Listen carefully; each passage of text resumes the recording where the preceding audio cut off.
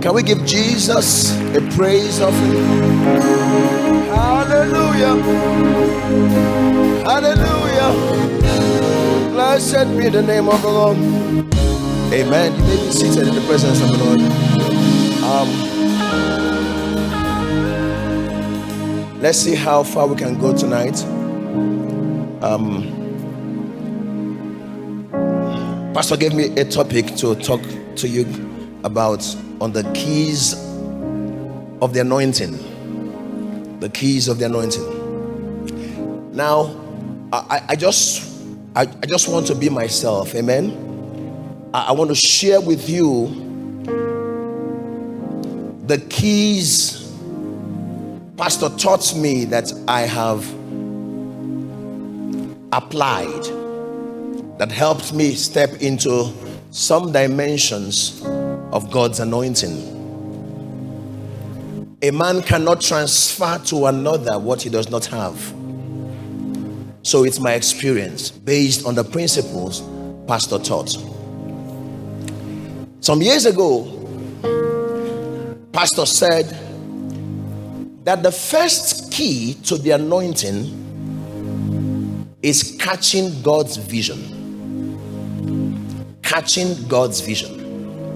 I see a lot of people going through, a chaotic experience in ministry over this issue of power. And I've seen some that touch some dimensions of the power of God, and they just veered off, went into error. And it's because of what they were taught.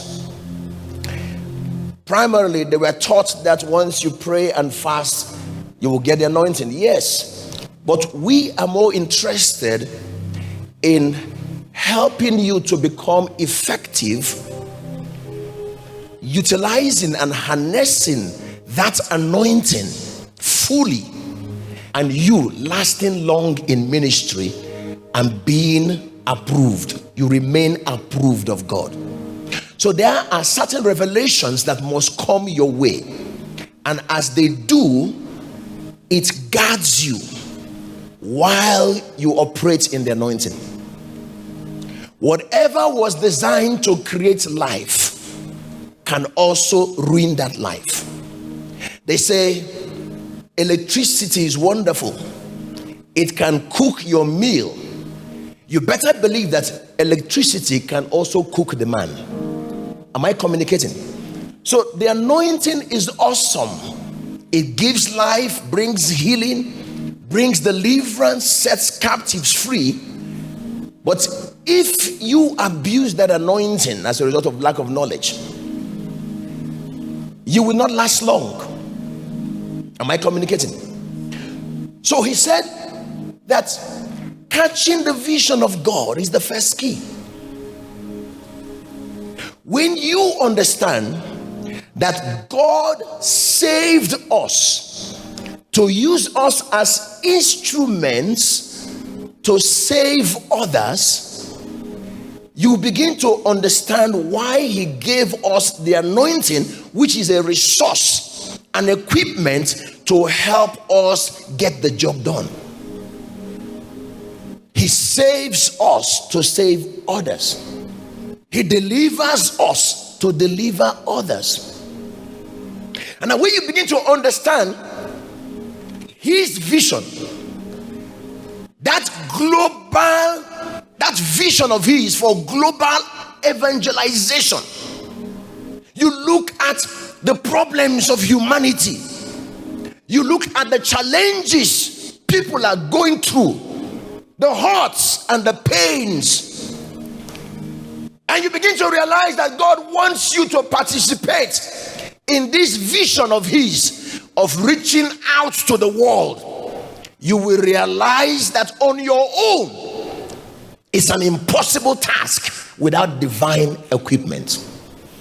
This thing begins to make you cry for the power of God. Am I communicating? Come.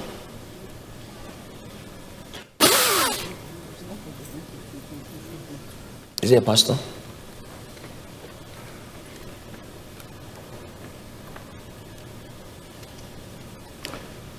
Lift your hands wherever you are. Say, I'm open to a whole new dimension of power. The task is global. The challenge is enormous. We need divine equipment. Now, when you look at Isaiah chapter 61, it begins to make you understand why God gave us the anointing. You don't do ministry, you don't go on mission without divine equipment. That's how T.L. Osborne went to India, and he was trying to convince them that the Bible was true. And he brought out his leather Bible, black in color, and he was telling them that this is the word of God. And the Buddhists also brought out their own leather book and said this is also their own word, the word of their own God. And T.L. looked at his leather Bible, it was colored black, and theirs was also black. So how then do you now say yours is better? And the forces of that land came against them. He lost one of his children and came back defeated, came back helpless.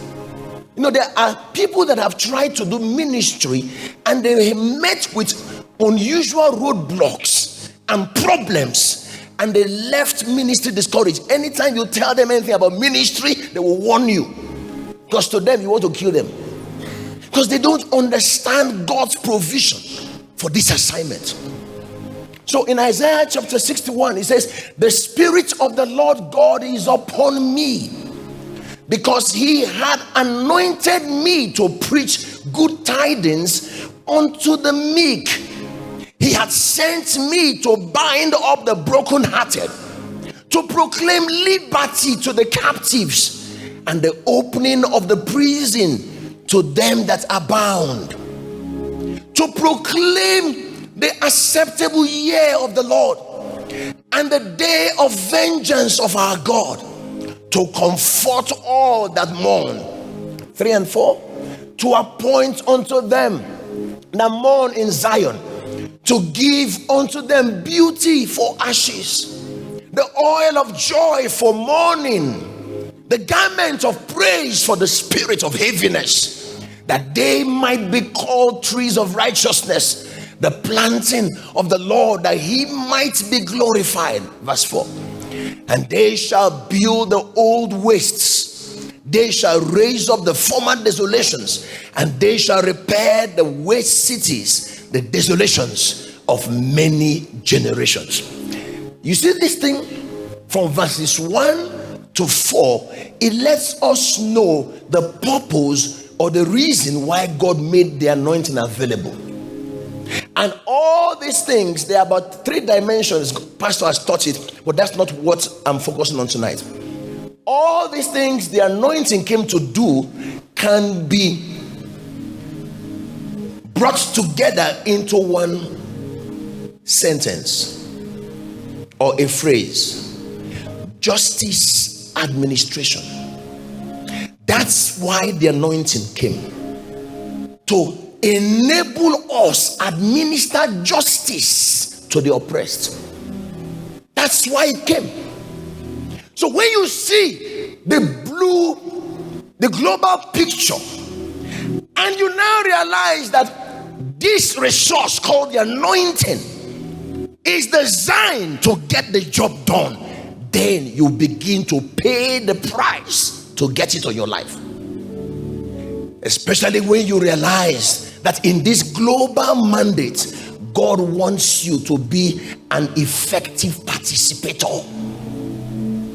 Some years ago, when I didn't understand this, we got baptized with the Holy Ghost. To us, we assumed this is something that must follow after salvation. So we enjoy that experience. Speaking tongues, cry and all those stuff. After some months, that essence, that joy was lost, because there was no reason for my tarrying.